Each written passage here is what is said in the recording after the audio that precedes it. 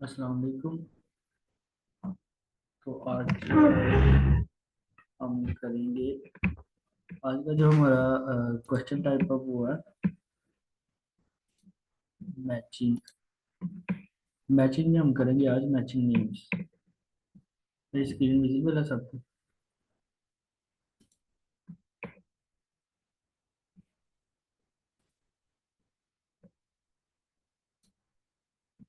Yes sir. अच्छा, चलो ठीक है। अच्छा, आज की जो हमारी क्वेश्चन टाइप है वो है मैचिंग।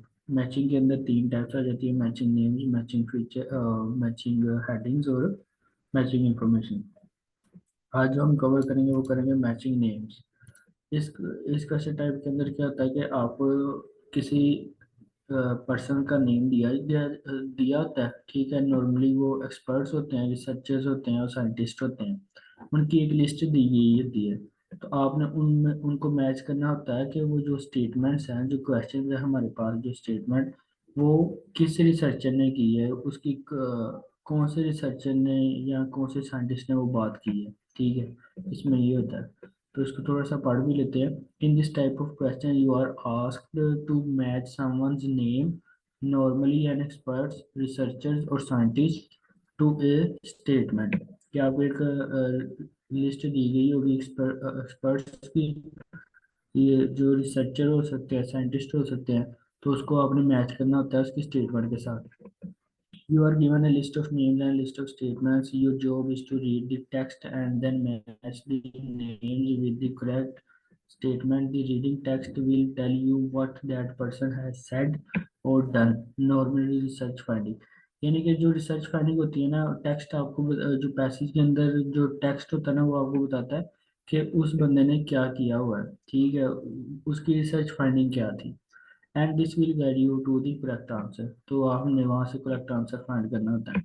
इसके अंदर हमारी जो स्किल्स टेस्टेड होती है वो होती है scanning for the name in the text, के हम जो सा नाम है उसको टेक्स्ट के अंदर स्कैन कर सकते हैं या नहीं। ये हमारी एक स्किल टेस्ट की जाती है।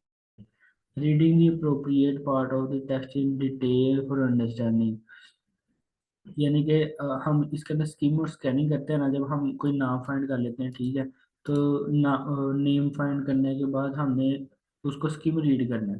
तो स्कीम रीड हमने करते जाना, यानी कि उसका ना थोड़ा थोड़ा आइडिया ले जाना, हर एक लफ्ज़ नहीं पढ़ना। लेकिन जहाँ पे हमें लगेगा ना कि ये अब यहाँ पे इसका आंसर है, तो उसको हमने डिटेल में रीड करना है। तो ये वाली जो सी स्किल है ना हमारी, ये इसके अंदर टेस्ट की जाती है कि हम स्कीम रीड के साथ डिटेल रीडिंग कर लेते हैं, कि यानी कि कहाँ पे हम हमारा आंसर मिल सकता है। Appreciate the presence of synonyms or paraphrasing that might help find the correct answer। इसके अंदर ये आता है सिनोनिम और पैराफ्रेजिंग को यूज किया जाता है जो कि हमें हेल्प करती हैं कि हमें करेक्ट आंसर मिल जाए, ठीक है। यानी कि हमें आंसर मिलेगा लेकिन वो सेम एग्जैक्ट वर्ड में नहीं होगा, लेकिन अगर अगर हम उसका कॉन्टेक्स्ट को समझेंगे ना, तो जब हम स्टेटमेंट को पढ़ेंगे तो वो दोनों मैच कर रही होंगी। तो इसके अंदर उसको भी टेस्ट किया जाता है। कॉमन प्रॉब्लम्स क्या आती हैं, स्टूडेंट अक्सर प्रॉब्लम्स क्या करते हैं, reading the whole text and trying to find the names that way, ठीक है। वो नाम फाइंड करने की कोशिश करते हैं और सारे टेक्स्ट को रीड करते हैं। The names that occur several times will be harder to match than the names that appear only once। यानी कि कुछ नाम होंगे साइंटिस्ट के जो उनसे एक एक से ज्यादा दफा आए होंगे टेक्स्ट के अंदर, तो उनको जो मैचिंग करने में ना डिफिकल्टी होती है, बजाय इसके कि अगर एक नाम हो तो उसको मैच कर लें।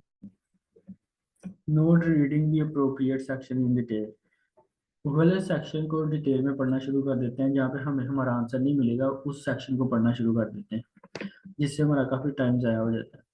Trying to find words in the text that match with words in the statement exactly, यानी कि हम कीवर्ड्स के अलावा भी कुछ वर्ड्स को ना फाइंड करना शुरू कर देते हैं कि अगर ये हमें जहाँ पे मिलेगा टेक्स्ट के अंदर, वहाँ से हम डिटेल में रीडिंग करेंगे तो हमें हमारा आंसर मिल जाएगा। लेकिन उसने सिनोनिम जो पैराफ्रेजिंग यूज की होती है तो जो कि हमें नहीं मिलती। अब इसकी स्ट्रेटजी की तरफ आ जाते हैं। मैचिंग नेम्स की स्ट्रेटजी क्या है? सबसे पहले है तो आपने रीड इंस्ट्रक्शंस, इंस्ट्रक्शंस को रीड करना। If the names can be use more than once और if all statement must be matched, ये स्टेटमेंट आपने जरूर पढ़नी है कि उसने पूछा है कि सारे नाम, एक नाम को हम एक से ज्यादा दफा यूज कर सकते हैं। ठीक है, ये कहा होगा, यहाँ पे उसने कहा होगा all the statement must B match, कि जितनी भी स्टेटमेंट दी गई है ना वो सारी की सारी मैच होनी चाहिए। ये दो पार्ट है। एक पार्ट ये है कि एक से ज्यादा नाम आप यूज कर सकते हो या नहीं, या फिर है if all statement must B match, कि हर स्टेटमेंट को आपने एक नाम के साथ मैच करना है। फिर उसके बाद आ जाते हैं scan for names, quickly locate and underline all instances of the names in the text. For example, आपको जब आपने जो नेम होगी ना, लिस्ट ऑफ नेम, आपने उन सारे जो नेम होंगे ना रिसर्चर्स के, उनको हाईलाइट कर लेना है अपने पैसेज के अंदर। ठीक है, ताकि हमें पता चल जाए कि कहाँ पे किस रिसर्चर ने कौन सी बात की हुई है। Start with the unique names. Focus first on names that appear only once in the text as these are easier to match. कुछ नाम होंगे जो एक ही दफा आए होंगे, ठीक है, तो आपने ना कोशिश करनी है वहां से शुरू करें उस नाम से, ताकि हमें उसका आंसर ढूंढने में आसानी हो। अगर दो से तीन एक रिसर्चर का नाम दो से तीन मरतबा आया, तो अगर हम उसको पकड़ेंगे तो उसको करना शुरू करेंगे तो थोड़ा सा डिफिकल्ट हो जाएगा। Read surrounding text. Examine the text before and after each name to find their opinions or research finding. जो रिसर्च आपने ना, जब नाम फाइंड करना है ना रिसर्चर का, तो उसके आगे और पीछे आपने देखना है कि उसने कहा क्या है, टेक्स्ट को देखना है कि वो उसका ओपिनियन था या रिसर्च फाइंडिंग थी। तो उस लिहाज से हमने स्टेटमेंट को मैच करना है। फिर सब आखिर में हमने करना है match and eliminate. When you find a match, cross off that statement as each is used only once. एक दफा आपको एक स्टेटमेंट का आंसर मिल गया तो आपने फिर उसको कट कर देना, यानी कि आपने उसको देखना नहीं है, क्योंकि वो हमें दोबारा वो इस्तेमाल नहीं होगी। एक स्टेटमेंट का आंसर सिर्फ एक ही होगा, उसके बाद आपने उसको ख़त्म कर देना और उसको दोबारा नहीं पढ़ना, बाकी के क्वेश्चन रीड करने हैं। Remember that names might be shortened to just a first or last name. For example, John Jones might appear as only John's in the text. यानी कि हो सकता है कि अगर कोई नाम है ना ऐसे जॉन जोन्स, उसको क्या होगा कि वो कह सकता है नेक्स्ट टाइम जब उसका इसका नाम यूज करे इस साइंटिस्ट का, तो वो सिर्फ जोन्स लिखे या फिर जॉन लिखे। ठीक है, फर्स्ट और सेकंड नेम कोई भी यूज कर सकता है। तो इस बात का भी ख्याल रखना कि आपको उसका पूरा नाम पता हो, तो जहाँ पे उसका नाम पूरा भी आए या फिर उसका लास्ट नेम भी आए उसको भी हाईलाइट कर लेंगे। ठीक है, यहाँ तक किसी का कोई क्वेश्चन, किसी को समझ ना आई हो?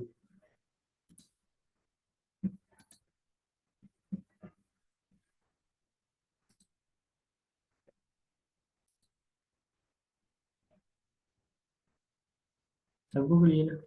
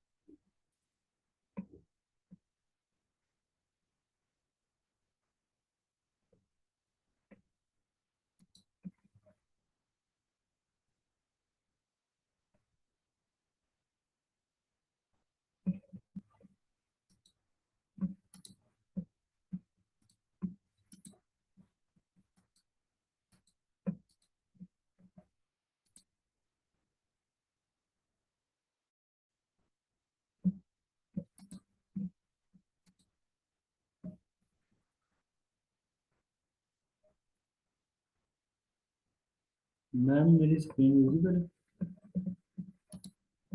जी सर, आपकी स्क्रीन शो हो रही है। नहीं हो रहा।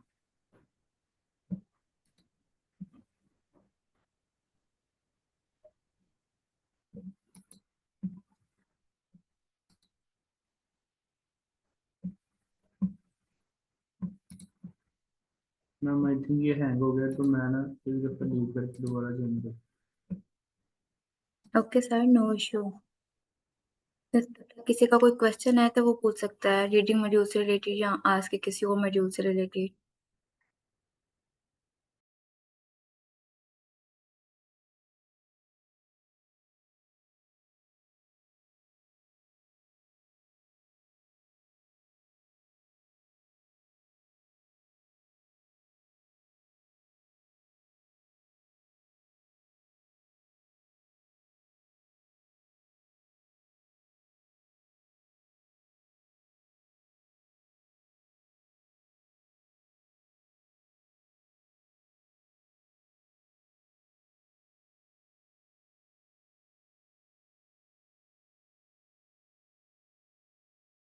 अस्सलाम वालेकुम।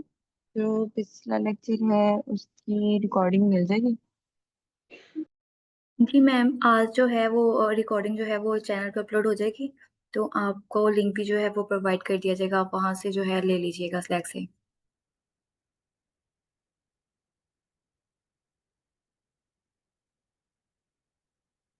ओके सर, अब्दुलरहमान आपकी स्क्रीन शेयर हो रही है। ठीक है मैम। चलो। अच्छा, आप में से किसी ने पहले ये वाले क्वेश्चन टाइप की हुई है? हैंड रेज करके।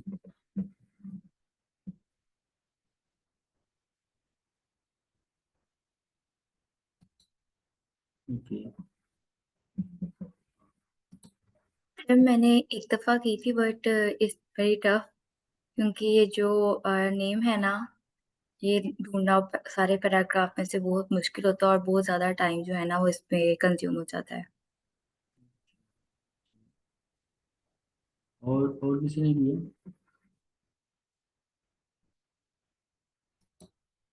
चलो ठीक है, हम शुरू करते हैं। अच्छा, ये जो क्वेश्चन टाइप होते हैं ना, ये अनऑर्डर्ड क्वेश्चन टाइप होती है। इसके आंसर आगे पीछे होते हैं।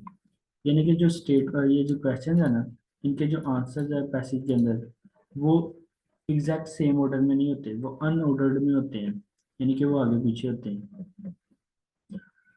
सो लेकिन ये जो रिसर्चर के नेम होते हैं ना, ये ऑर्डर में ही होते हैं। ठीक है, तो इनको फाइंड करना आसान होता है। तो सबसे पहले जो हमने स्टडी में भी पढ़ा था, वो था, सबसे पहले इंस्ट्रक्शन को रीड कर लें। Look at the following statements and the list of researcher below. Match each statement with the correct person और पीपल ए टू ई।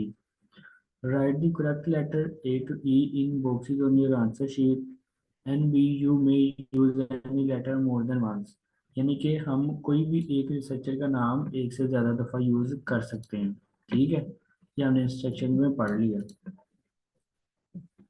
हमें कुछ स्टेटमेंट्स गिवन है और कुछ लिस्ट ऑफ पीपल हमें गिवन है। यहाँ पे लिस्ट ऑफ पीपल हो सकता है, लिस्ट ऑफ रिसर्चर हो सकता है, लिस्ट ऑफ साइंटिस्ट हो सकता है। ठीक है, एक लिस्ट होगी ऐसे। तो हमने इनको फाइंड करना है। सबसे पहले professor Matt Upton, Julie Hunter, Julian Oban and Pradeep Singh, doctor John Copley, Mike Johnston, Varina Tonsev. ठीक है, हमने अब इनको फाइंड करना है। सबसे पहले हम प्रोफेसर मैट उपटन को देखते हैं। अच्छा, इसमें हम ये भी कर सकते हैं, हम ना दो नाम इकट्ठे पढ़ लें, क्योंकि कुछ क्वेश्चन मैंने देखे हैं उनके अंदर ना पहला जो सा नाम होता है ना, वो पहले नहीं आता, वो आगे वो आगे पीछे होता है। लेकिन जो दूसरा होता है ना, दूसरा या तीसरा, वहां से शुरू होती है खाली से। तो लेकिन फिर भी हम क्या करेंगे, हम प्रोफेसर मैडुप्टन को फाइंड करते हैं और फिर जूली हंटर वगैरह को। प्रोफेसर मैट उपटन, तो आपको जहाँ जहाँ पे प्रोफेसर मैट उपटन, ठीक है, उपटन या मैट उपटन कोई भी मिले तो आपने मुझे बताना, तो हम वहां से हाईलाइट कर लेते हैं। और मैं भी हाईलाइट कर देता हूँ। सर अहमद, आप है ना मेरे साथ?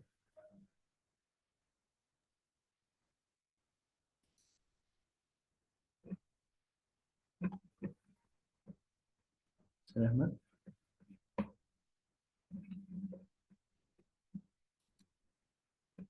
अच्छा चलिए ठीक है, हम फिर करते हैं। सबसे पहले प्रोफेसर मैट उपटन या फिर मैट उपटन, जहाँ पे भी लिखा हो तो आपने बताना है, स्कैन करें इसको और हम मेरे साथ डिफाइन करें, तो फिर हम इसको हाईलाइट कर लेते हैं।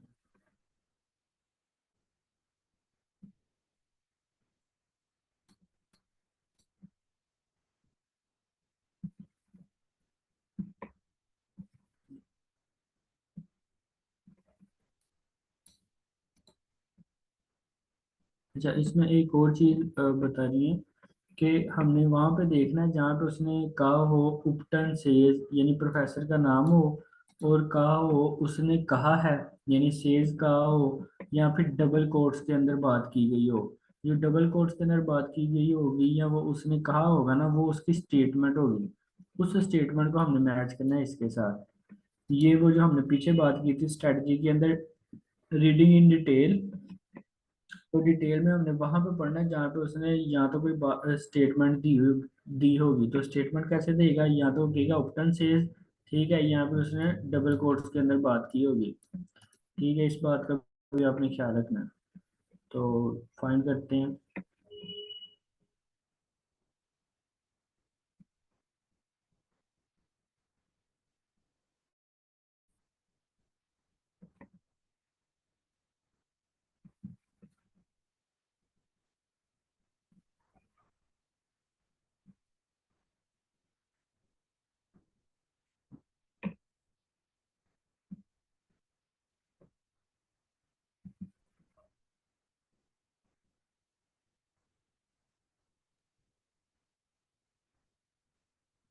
अच्छा, मुझे ना वैसे मेरी आदत है, मैं ना साथ में ये भी कर लेता हूँ, मैं नाम सारे पढ़ लेता हूँ, और जहाँ जहाँ पे कोई भी नाम आए ना, तो उसको मैं हाईलाइट कर लेता हूँ। ठीक है, अभी मैं प्रोफेसर मैट डॉक्टर नहीं ढूंढ रहा हूँ, लेकिन मुझे ये जूली हंटर और ये भी मिला है, तो मैंने इसको भी हाईलाइट कर लिया। पर ठीक है, क्योंकि मैं स्कैन कर रहा हूँ ना टेक्स्ट को, तो इस बात की समझ आई कि मैं नाम कैसे फाइंड कर रहा हूँ। यहाँ तक किसी को कोई क्वेश्चन, मैं नाम कैसे फाइंड कर रहा हूँ, अगर किसी को मुश्किल हो रही हो तो वो पूछ सकता है, अगर कोई बिगिनर है। क्योंकि ये हमारी अनऑर्डर्ड क्वेश्चन टाइप है, तो मैं एक्सपेक्ट कर रहा हूँ कि सब ने यहाँ पे पहले की होगी ऑर्डर्ड क्वेश्चन टाइप। तो इसके अंदर हम क्वेश्चन के अंदर ना कीवर्ड्स को स्कैन करना सीखते हैं। तो अगर कोई बिगिनर है और किसी को समझ नहीं आई इस चीज़ की कि ये मैंने कैसे नाम फाइंड करा, तो वो पूछ ले, तो फिर मैं उसको वो भी बता देता हूँ कि हम कैसे फाइंड करें।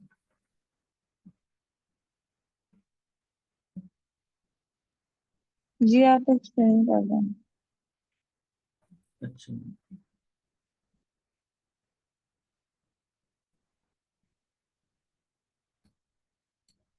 चलो ये देखें। अभी चलिए अब आगे देखते हैं। हमने ये नाम पढ़ लिए, professor Matt Upton, Julie Hunter, doctor John Copley, Mike Johnston, Varina, ये आगे जो भी लिखा। अच्छा, ये वाला देखिए, ये तीन नाम है। अगर उसने एक ही लाइन में दिए हुए हैं ना एक ऑप्शन के अंदर, तो ये तीनों इकट्ठे ही आएंगे। ठीक है, पहली चीज। दूसरी चीज, जब हम टेक्स्ट के अंदर स्कैनिंग कर रहे हैं ना, तो हम ऐसे कर रहे हैं कि हम उसको ना स्किम रीड कर रहे हैं, और साथ में हम स्कैन कर रहे हैं। फॉर एग्जाम्पल आप देखें, आपने ये पूरी लाइन पढ़नी है, तो इसके अंदर मुझे आपने बताना है, मैम मीरा का क्वेश्चन है। जी मैम मीरा, आप यहाँ पर मुझे ये क्वेश्चन पढ़े, यहाँ पे बताएं कोई नाम आ रहा है इन दो लाइनों में। जल्दी जल्दी से पढ़ना है, बस आपने सारा नहीं पढ़ना, बस आपने देखना है कोई नाम है इसमें। Mike Mike Johnston. Yes ma'am, इसको आपने हाईलाइट कर लेना। फिर ऐसे आपने सिर्फ देखना है कोई नाम तो नहीं है इसके अंदर, बाकी हर चीज को आपने ना, यानी कि untapped potential in an environmentally sustainable way, इसको नहीं पढ़ना। आपने सिर्फ देना कोई नाम तो नहीं है इसके अंदर, इस लाइन के अंदर। जैसे मेरा कर्सर मूव कर रहा है ना, तो आपने ऐसे ऐसे देखते जाना है कि कोई नाम तो नहीं है इसके अंदर, इस लाइन के अंदर कोई नाम तो नहीं है, इसके अंदर कोई नाम नहीं है, इसके अंदर कोई नाम, ये देखेंगे एक नाम हुआ ऐसे। ये नाम समझ लिए ना आपने, इसको इस तरह मैनेज करना है कि आपने बाकी कुछ नहीं पढ़ना, आपने सिर्फ नाम को ढूंढना है अपने दिमाग के अंदर, आपने वो नेम्स को ही घुमाना है कि मैं नेम फाइंड कर लिया। अभी जब आप इसको दो तीन दफा करेंगे तो ये आपकी प्रैक्टिस हो जाएगी, ये आपकी स्किल बन जाएगी। अभी हम इसके बाद अगर हमारे पास टाइम हुआ तो हम एक और क्वेश्चन करेंगे ना, तो उसके अंदर फिर आप इसको प्रैक्टिस कर सकती हैं। मैम आपको समझ आ गई इसकी इसकी? ये दोबारा एक्सप्लेन जी, करूँ? यस आ गया। यानी आपने जब टेक्स्ट पढ़ना है ना, तो आपने सिर्फ नाम को फाइंड करना, नाम नेम्स को। ठीक है, तो आपको वो नेम्स नजर आना शुरू हो जाएंगे पूरे पैसेज के अंदर, लाइन बाय लाइन। ठीक है।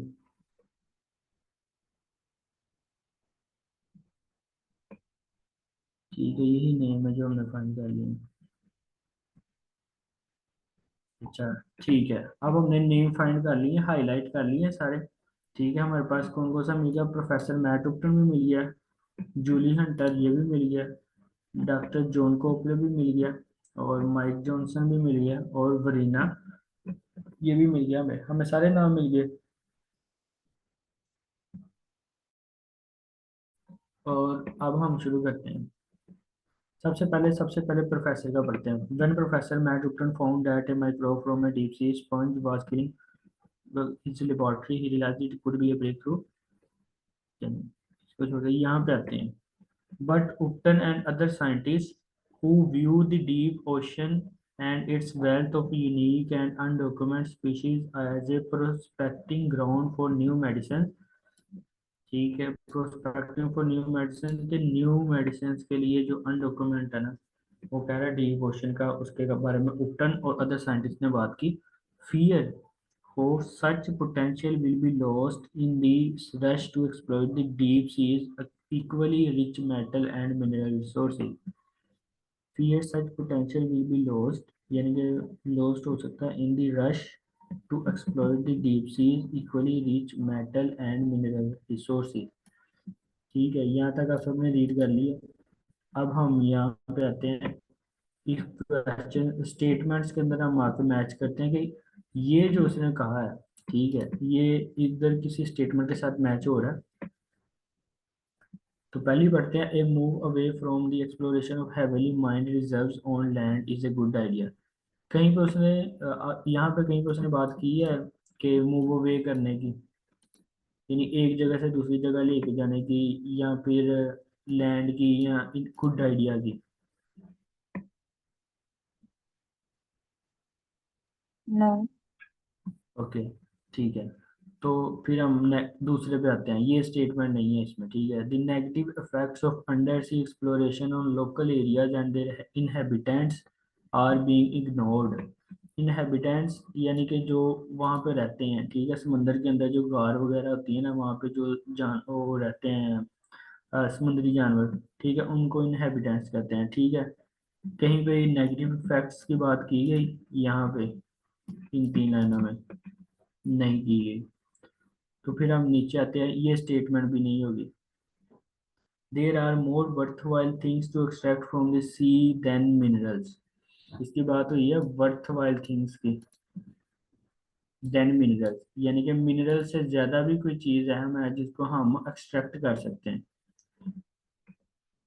ये देखें, unique undocumented species as a prospecting ground from new medicine. यानी कि कहता है कि रिच मेटल और मिनरल से ज्यादा हम इससे मेडिसिन भी बना सकते हैं। तो इसका मतलब है, इसने यहाँ पे पैराफ्रेजिंग यूज की हुई है, जैसा कि अभी हमने स्ट्रेटेजी में भी पढ़ा था, वो सिनोनिम्स और पैराफ्रेजिंग यूज करेगा। उसने डायरेक्ट बात नहीं की वर्थवाइल थिंग्स की, लेकिन उसने यहाँ पे बात की है। And other scientist who view the deep ocean and its wealth of unique and undocumented species as a prospecting ground for new medicine. कि जो कहता है उपटन और जो से अदर साइंटिस्ट हैं, उनके ख्याल के अंदर कि ये जो मिनरल्स है ना, वो न्यू मेडिसिन के लिए भी प्रोस्पेक्टिंग है, यानी कि वो अच्छे कारआमद यूज हो सकते हैं। Fear such potential will be lost in the rush. कहता हो सकता है कि हम जल्दबाजी में to explore the deep sea equally rich metal and mineral resources. कहता हो सकता है कि हम जल्दबाजी में कि एक्सप्लोइट करना भूल जाएं जो डीप सी के रिच मेटल और मिनरल्स होते हैं उनको। तो इसका मतलब है जो ये वाली statement, there are more worthwhile things to extract, यानी कि हम उससे भी अहम कोई चीज़ें हम एक्सट्रैक्ट कर सकते हैं from sea than mineral. Mineral से ज़्यादा हम कोई चीज़ को एक्सट्रैक्ट कर सकते हैं समंदर के अंदर से, सी के अंदर से। ठीक है, इस बात की समझ आई, ये स्टेटमेंट क्यों ट्रू है इसके साथ। तो इसका आंसर क्या होगा? ठीक। ठीक है, अगर फॉर एग्जांपल अब देखिए हमें उपटन हमें ना एक दो तीन जगह पे मिला है, तीन जगह पे मिला है ना। हाँ जी। तो अगर हम इसकी पहली स्टेटमेंट पढ़ते, हमें ये ना मिलता ना, यानी कि इनमें से कोई भी एक स्टेटमेंट मैच ना होती, तो हमने फिर ये वाली स्टेटमेंट पढ़नी थी जहाँ पे उसने दूसरी दफा कर। ठीक है, दूसरी दफा ना मिलता तो हमने इसको तीसरी दफा पढ़ना था, बल्कि दूसरी दफा पढ़ा था, तीसरी दफा पढ़ना पड़ना था। ठीक है, तो इसलिए फिर हमें ये जो सी क्वेश्चन टाइप्स होती है ना, ये काफ़ी टाइम कंज्यूमिंग होती है, और ये इसको इसलिए ऐड किया जाता है कि ताकि हमारे पास टाइम मैनेजमेंट ना हो, और इसको डिफिकल्टी लेवल भी इसका इंक्रीज कर दिया जाता है। तो ये इसीलिए अनऑर्डर्ड क्वेश्चन टाइप होती है, तो इसी को हमने इस कोर्स में शुरू की। यहाँ तक किसी का कोई क्वेश्चन, किसी को कोई बात समझ ना आई हो, या किसी ने कुछ पूछना हो? अस्सलाम वालेकुम। वालेकुम सलाम सर। अच्छा, एक चीज़ मुझे पूछनी थी कि अगर हम एक पैराग्राफ रीड करते हैं, जैसे कि अभी हम्म, आपने रीड किया, तो उसके बाद हम वन बाय वन क्वेश्चंस को देखेंगे ताकि उस पैराग्राफ के अंदर जो भी क्वेश्चंस है वो मिल जाए, फिर हम नेक्स्ट क्वेश्चन पे चलें या नेक्स्ट पैराग्राफ पे चलें। मतलब सर इसको ये, सॉल्व करने का जो मेथड है या ट्रिक है, मैं वो पूछ रहा हूँ। जी जी सर, सैयद बिल्कुल ऐसा ही है। अभी मैंने बताया था, हमने इसमें पैराग्राफ नहीं रीड करते, इसमें पैराग्राफ अगर हमें रीड करना पड़ जाए तो हम करते हैं, लेकिन हम ना पहले स्किमिंग करते हैं ज़्यादा। नहीं, वो आप ठीक है, मतलब स्कीमिंग करके जो की पॉइंट्स है वो ढूंढ के उसके बाद। जी जी बिल्कुल, फिर उसके बाद हमें सारे क्वेश्चन रीड करने हैं। अभी हमने इसी तरह किया था, हमने पहले ये वाला क्वेश्चन पढ़ा, हमें इसका आंसर नहीं मिला, इससे मैच नहीं हुआ। फिर हमने ये वाला क्वेश्चन पढ़ा, हमें इससे मैच नहीं हुआ। फिर हमने ये वाला क्वेश्चन पढ़ा तो इससे मैच हो गया, फिर हम इससे आगे जाएंगे। अभी हमने, तो फिर इनमें से देखेंगे कोई और तो नहीं मैच हो रहा, तो वो कोई और मैच नहीं होगा, वो यहीं पे मैच होगा, क्योंकि एक क्वेश्चन सिर्फ एक ही दफा यूज होगा। तो हम हर दफा एक दफा फाइंड करेंगे, जैसा कि अभी आपने भी बताया, फिर उसके बाद हम सारे क्वेश्चन को रीड करेंगे। राइट। और ये रिपीट भी हो सकते हैं, मतलब जो ए ऑप्शन है जैसे कि मैट ओपटन है, तो ये नेक्स्ट किसी स्टेट में भी आ सकता है, जैसे कि क्वेश्चन 5 या 6 में दोबारा चला जाए। Is it possible? Yes sir. Yes sir. Right. Thank उस यू। जी मैं उसकी वजह भी बता देता हूँ। देखिए ना, प्रोफेसर मैट डॉक्टर ने तीन दफा ये वर्ड यूज हुआ है, ठीक है। तो मे भी उसने एक यहाँ पे स्टेटमेंट दी हो जिसका क्वेश्चन नंबर यानी 3 में आंसर आ गया, और एक उसने यहाँ पे स्टेटमेंट दी हो जिसका आंसर ये हो। तो इट्स मीन्स के ये यूज हो सकता है। तो वैसे भी उसने ऊपर हमें इंस्ट्रक्शन में भी कहा, you may use any letter more than once, कि कोई लेटर आप एक से ज्यादा भी यूज कर सकते हो। टू, राइट हो गया सर। Thank you. 5 में। ठीक है। देखिए ना, हमारे पास लिस्ट ऑफ पीपल है 5, ठीक है, 1 2 3 4 5, और हमारे पास जो क्वेश्चन है वो 6 है। तो इट्स मीन्स कि कोई एक रिसर्चर है जिसको हमने दो दफा यूज करना है। ठीक है, किसी और का कोई क्वेश्चन?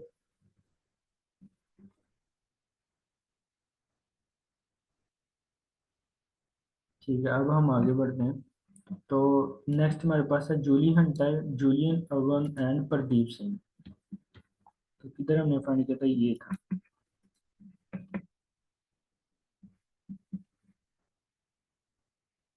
अच्छा, एक हम, एक और क्वेश्चन सर। जी सर। कि ये भी पॉसिबल है कि जो लिस्ट ऑफ पीपल हो दी गई हो उसमें कोई ऐसा शख्स भी हो जिसका पूरे पैराग्राफ में या क्वेश्चंस में नाम ही ना हो? नहीं सर, ऐसा नहीं हो सकता। मतलब सबके होंगे? हाँ जी सर, सबके नाम होंगे। इन सब के नाम इसके अंदर आपको एक टाइम मिलेंगे मिलेंगे। नहीं, क्वेश्चंस के अंदर मैं पूछ रहा हूँ। सर सॉरी, अपना क्वेश्चन रिपीट कीजिएगा। मैं ये कह रहा हूँ कि जैसे कि ये क्वेश्चन नंबर 1 है, या क्वेश्चन नंबर 1 to 6 तक हम ये कहते हैं कि डॉक्टर जॉन कोपले है, वो कहीं पर भी नहीं आता। नहीं तो सर, ये ऐसा पॉसिबल है? No sir. मतलब ये ये ज़रूरी होंगे, जितने भी नाम आएंगे इनके नहीं रिलेटेड क्वेश्चन लाजमी होगा? सर, आपकी बात ठीक है, मैं आपकी बात समझ गया हूँ। ऐसा हो सकता है, ठीक है। फॉर एग्जांपल, वो ना कुछ अगर आपको ट्रिक करने के लिए पता क्या करता है, कभी कभी वो 3 क्वेश्चन दे देता है, ठीक है, और जी 6 नेम दे देता है। जी जी, वो वही चीज़ मैं आपसे कह तो रहा था। फिर वो जो कुछ उसने दिए होते हैं, जानबूझ के दिए होते हैं कि आप उनको फाइंड करें, आप उनको पढ़ें। तो वहां पे वो ट्रिक करता है, तो वो नाम नहीं आते, वो यूज नहीं होते क्वेश्चन के अंदर। तो इसके लिए फिर हमें जिस तरह आप अभी करवा रहे हैं कि हम पहले जो पर्सन है उसका नेम ढूंढ रहे हैं, फिर उसके स्टेटमेंट्स देख रहे हैं, फिर हम जाकर क्वेश्चंस को देख रहे हैं, तो इस तरह तो फिर ज़्यादा टाइम नहीं हमारा लग जाता वैसे इस क्वेश्चंस जो ये वाले हैं मैचिंग में? ये सर इसमें टाइम तो ज़्यादा लगेगा, लेकिन इसके अलावा इसका कोई और हल नहीं ना है। ठीक है, ठीक है। फिर आप ये भी कर सकते हैं कि अगर आप की स्किल ज़्यादा है उसमें, क्वेश्चन रीड कर लें। ठीक है, अगर क्वेश्चन कम है और ये ज़्यादा है, तो आप पहले क्वेश्चन को रीड कर लें और फिर वन बाय वन सारे सब स्टेटमेंट्स पढ़ते जाएं, तो आपको जिसका आंसर मिल गया आप वो लगा क्योंकि लें। मैं जब इसको करता हूँ ना तो काफ़ी डिफ़िकल्टी मुझे आ रही है ये रीडिंग में स्पेसिफिकली। तो फिर हम जिसमें इसको इम्प्रूव इम्प्रूव मैं जब भी रीडिंग वाले ये पोर्शन कर रहा हूँ ना, रीडिंग के जो क्वेश्चंस वगैरह हैं, तो इसमें काफ़ी डिफ़िकल्टी फेस कर रहा हूँ। तो इसको इम्प्रूव कैसे कर सकते हैं फिर हम? सर इसको हम आपको किस चीज़ मतलब में, क्वेश्चन टाइप ये में डिफिकल्टी आती है या कंप्रीहेंशन में? ये जो भी हम कर रहे हैं मैचिंग वाले में, इसमें काफ़ी मुझे होता है, डिफ़िकल्टी फील होती है। जी सर, इसकी ना प्रैक्टिस है। तो ये सेशन हमने स्टार्ट भी इसीलिए किया था कि ये जो सी क्वेश्चन टाइप्स है ना, जो सी हम इस कोर्स में कर रहे हैं, ये वाली हम ज़्यादातर नहीं करते। तो फिर इसलिए हमने ये किया था कि हम यहीं पे बैठ के ना इसकी प्रैक्टिस कर लिया करें। तो इसकी जो, सही है। सर इसकी प्रैक्टिस से आपको ना चीज़ें समझ में आएंगी। ठीक है सर, कंटिन्यू करें, जैसे, मैं इंशाल्लाह अल्लाह ताला बेहतर करूँ। हाँ, ठीक है। अभी इसमें मुझे भी थोड़ा सा इशू आ रहा है, लेकिन ये है कि हम तो जब इसकी प्रैक्टिस करते रहेंगे ना, तो हमारा माइंड इसके साथ यूज टू हो जाएगा।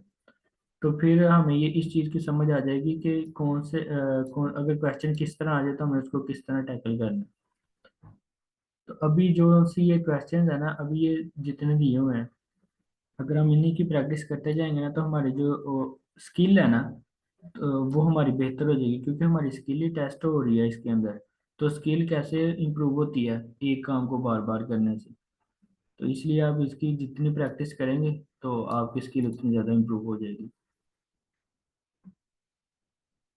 चलिए अब हम आगे मूव करते हैं। हमारे पास है जूली हंटर, जूलियन ओगोन और इसका, तो हम इसका पढ़ते हैं। इन्होंने स्टेटमेंट काम दिया, यहाँ पे देखते हैं, ये इन्होंने डबल कोट्स के अंदर दिया हुआ है। ठीक है, the surface of the moon, Mars and even Venus have all been mapped and studied in much greater detail, leading marine scientists to commonly remark that with respect to the deep sea, we don't yet know what we need to know। ठीक है, ये एक statement है double quotes के अंदर। हम देखते हैं इसको, इससे पहले भी हम देख लेते हैं। But environmental and legal group of question, despite rising in the last half century, the new gold rush of deep sea mining shares many features with past resource scrambles, including a general disregard for environmental and social impact, and marginalization of indigenous peoples and their rights, a paper written by Julie Hunter and, अच्छा वो कहता है, एक paper है जिसको उन्होंने लिखा है, जिसके अंदर उन्होंने बात की, despite rising the half century, the new gold rush of deep sea mining shares many features with past resources scrambles, including a general disregard of for environmental and social impacts। ठीक है, and marginalization of indigenous peoples and their rights, the paper से। ठीक है, अब उसने हमारे पास दो statement है, उनको मैच करने की कोशिश करते हैं। A move away from the exploration of heavily mined reserves on land is a good idea। कहीं पे बात हुई है इस चीज़ की इसके अंदर? No,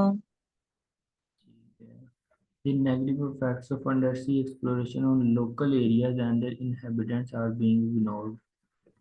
ये जो नेगेटिव इफेक्ट्स क्यों हैं,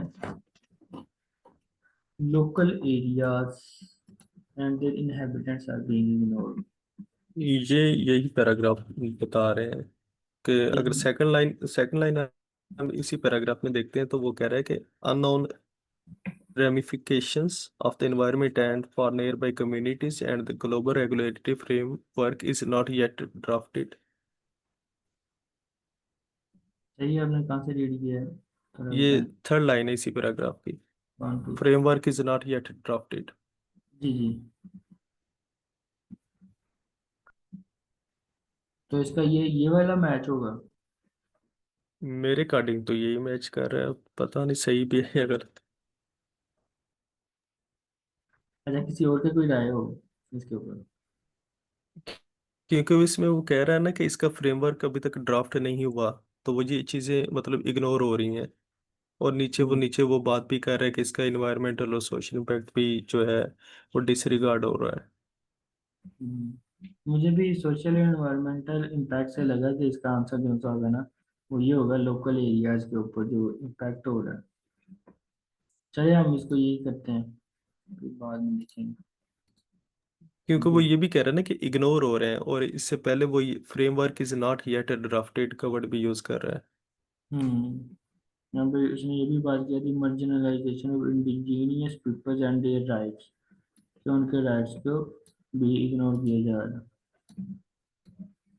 तो इनहेबिटेंट्स, जो वहाँ पे रहने वाले हैं। अच्छा, जो सेकंड स्टेटमेंट है उसको पढ़ लेते हैं। The surface of the moon, Mars and even Venus have all been mapped and studied in much greater detail, leading marine scientists to commonly remark that with respect to the deep sea, we don't yet know what we need to know. कहता है कि हमें वो नहीं पता जो हमें पता होना चाहिए था। उसके अलावा कहता है मून, मार्स और even Venus all have mapped and studied in much greater detail, leading marine scientists to commonly remark. अच्छा, इसके साथ अब मैच करते हैं। हमने ये भी कर लिया, ये 5-5 वाला मैच कर रहा है। ये भी कर लिया। जो हमने कर लिया उनको हम हाईलाइट कर लेते हैं ताकि हम बाद में इनको ना पढ़े। अब मोर इज 5 नॉट वाला other space than about what lies beneath the ocean. ठीक है। अब सर सैयद आप बताएंगे ये क्यों है, ये वाला 5? क्योंकि वो कह रहा है कि मून, मार्स और इवन वेनस पर भी बहुत ज़्यादा चीज़ें स्टडी हो चुकी हैं, लेकिन डीप सी के रिलेटेड वो उन्होंने लिखा हुआ है we don't yet know what we need to know, कि अभी अभी तक हमें इसका इतना पता नहीं है जितना होना चाहिए था। बिल्कुल सही बात है। किसी को किसी इस चीज में कंफ्यूजन की, ये वाला आंसर कैसे हमें फाइंड किया?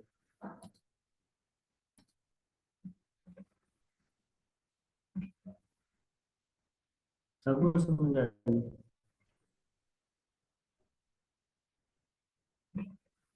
ठीक है। तो फिर अब हमारे पास जो नेक्स्ट साइंटिस्ट है वो डॉक्टर जॉन कोपले है। तो हम डॉक्टर जॉन कोपले की स्टेटमेंट्स पढ़ते हैं। Extraction methods would produce large sediment plumes and involve the discharge of waste back into the ocean, significantly disturbing seafloor environments. The paper continues on deep sea vents. Scientists are clear, says Dr. John Copley. We don't want mining on them. हमें उनकी mining नहीं करनी चाहिए। चलिए हम शुरू करते हैं। Which created It is becoming increasingly clear that deep-sea mining poses a grave threat to these vital seabed functions. The paper says extraction methods would produce large sediment plumes and involve the discharge of waste back into the ocean, significantly disturbing seafloor environments. Disturbing seafloor environment. A move away from 4 वाला exploration. आ रहा है, 4 वाला question. No other form of human exploration will have such a destructive impact on marine life as deep sea mining. They are disturbing seafloor environment. We don't want mining on them. सही है। ठीक है, ये मुझे भी यही लग रहा है, क्योंकि देखें extraction methods would produce large sediments plumes and involve the discharge of waste back into the ocean. तो उससे क्या हो तो रहा है?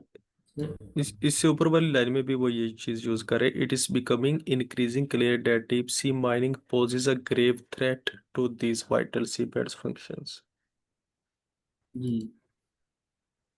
और आगे फिर एंड पे वो कह रहा है we don't want mining on them, क्या हमें यहाँ पे माइनिंग नहीं करनी चाहिए।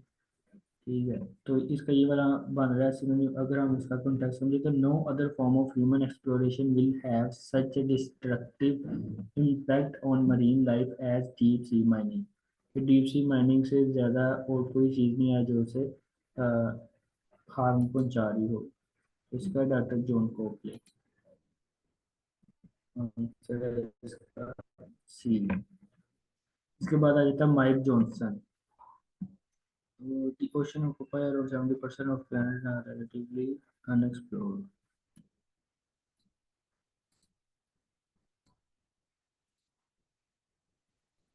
It may have the potential in an environmentally sustainable way instead of continually looking at the fast depleting land resources of the planet to meet society rising needs.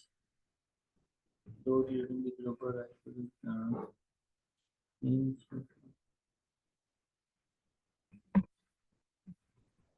mining will be the greatest assault on the ecosystem ever impacted by. Sir मुझे लग रहा है कि इसका जवाब ये नहीं होगा। ये देखिए, mining will be the greatest assault on deep sea ecosystem ever infected by humans. हमारे पास कौन कौन से रह गए हैं? देयर इज बिल्कुल ये भी हो सकता है। Habitat where experts agree mining should not take place. Sir जो हमने ये वाला डॉक्टर जॉन कोपले का हाँ ये बिल्कुल बिल्कुल सही कह रहे हैं।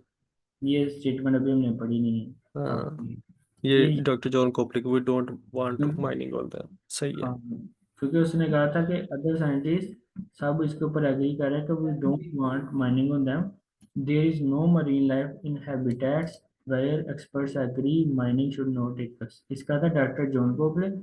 और वरीना ने क्या कहा था? Mining will be the greatest assault on deep sea ecosystem ever infected by humans.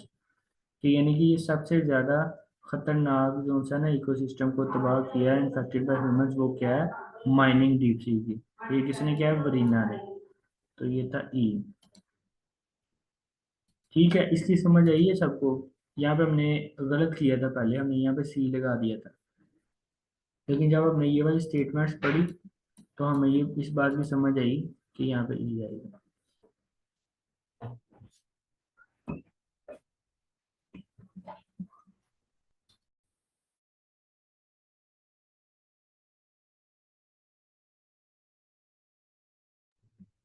अच्छा, समझ आ गई सबको यहाँ तक?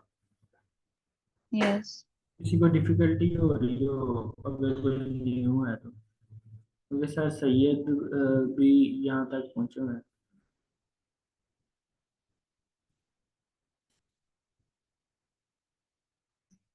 अच्छा, मैं ना इसमें एक बात बताता हूँ एक कि पहला हम ना क्वेश्चन इसको रहता ना है हमारा। Move away from exploration family mind zone. अच्छा, ये वाला हमें कौन सा? मैरिक जॉनस्टन भी हमने पढ़ लिया, ये भी पढ़ लिया। कहाँ पे होगा? अच्छा जी, डॉक्टर जॉन कोपले हमने पढ़ लिया। जूली हंटर, कौन कौन सा हमने ए भी यूज कर लिया। There are more worthwhile things है। ई भी यूज कर लिया, बी सी डी रहता है। ये माइक, हो गया 4 में। नहीं 4 में ई था। एक में हम पढ़ते हैं माइक जॉनस्टन। माइक जॉनस्टन, ये देखें relatively unexplored. It makes sense to explore this untapped potential.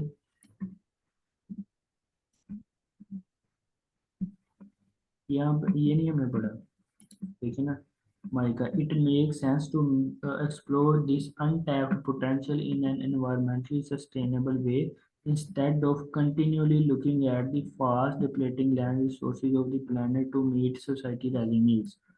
समझिए इस बात को।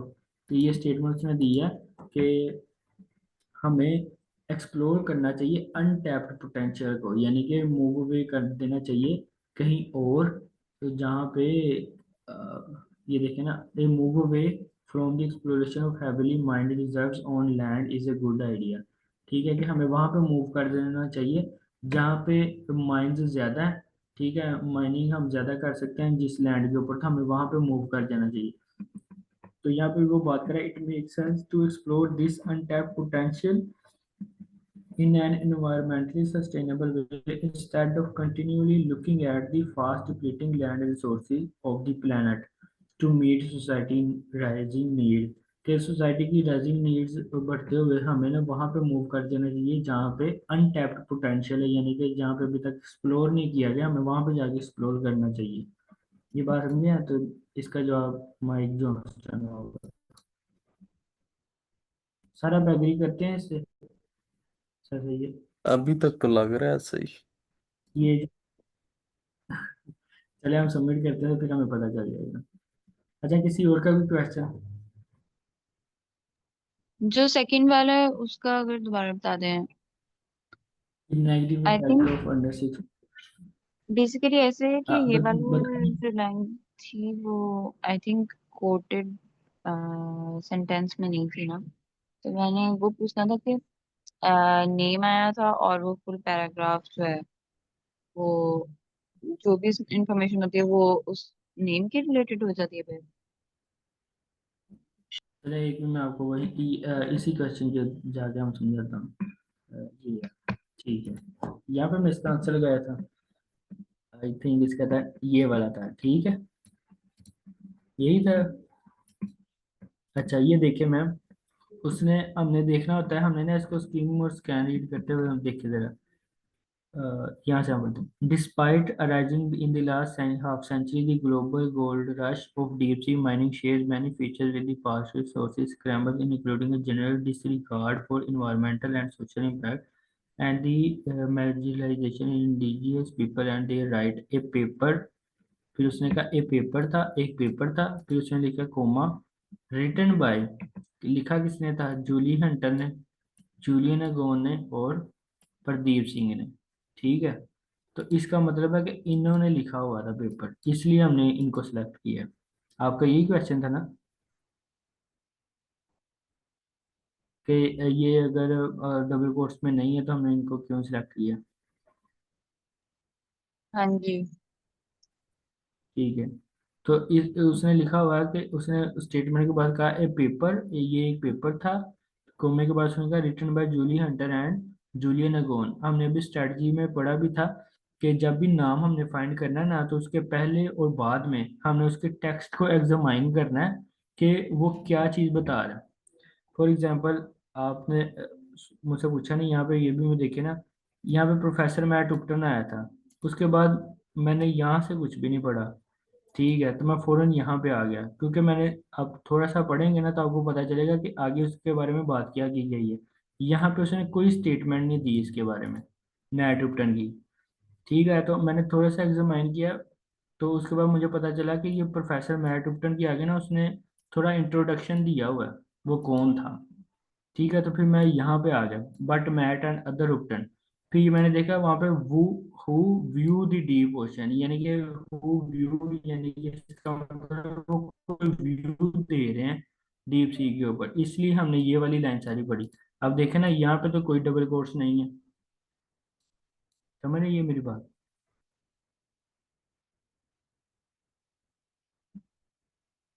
ज्यादा कंफ्यूज तो नहीं होगी मैम, या मैंने सही बताया?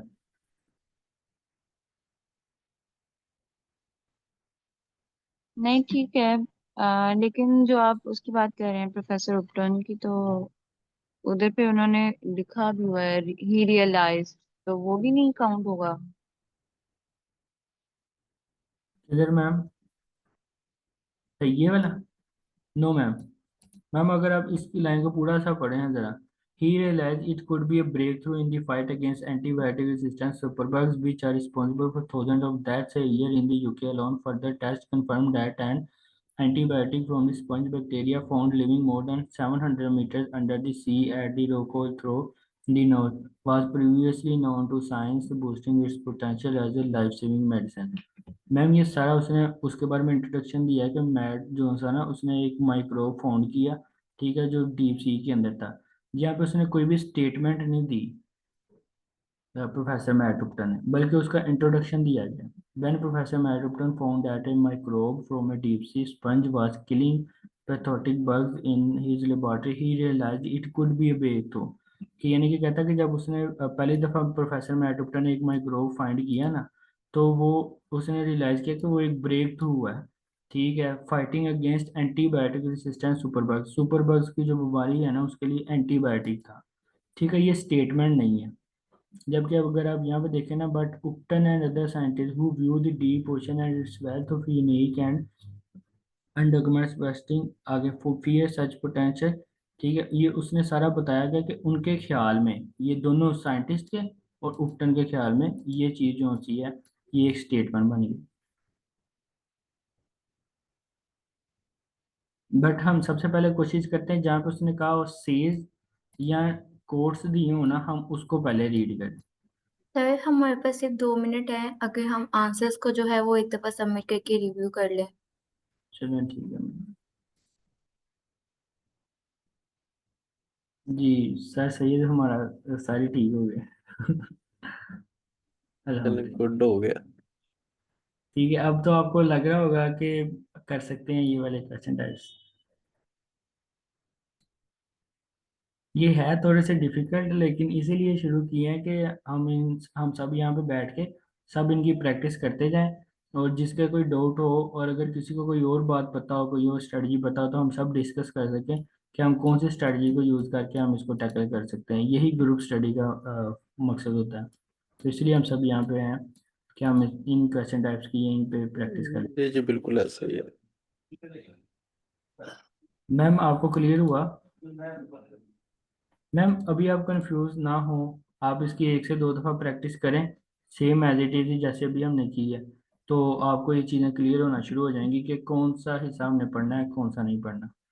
अब आप देखें, यहाँ पे भी देखें, उसने जब आंसर हमें दिया तो उसने हमें ये वाला पूरा दिया, ये 3 लाइनें। और वो कंफ्यूजन करने के लिए ये चीज़ें देता है कि हमारी अंडरस्टैंडिंग कितनी है। आई होप सबको क्लियर हो चुका होगा। तो अब हम मीटिंग एंड करते हैं।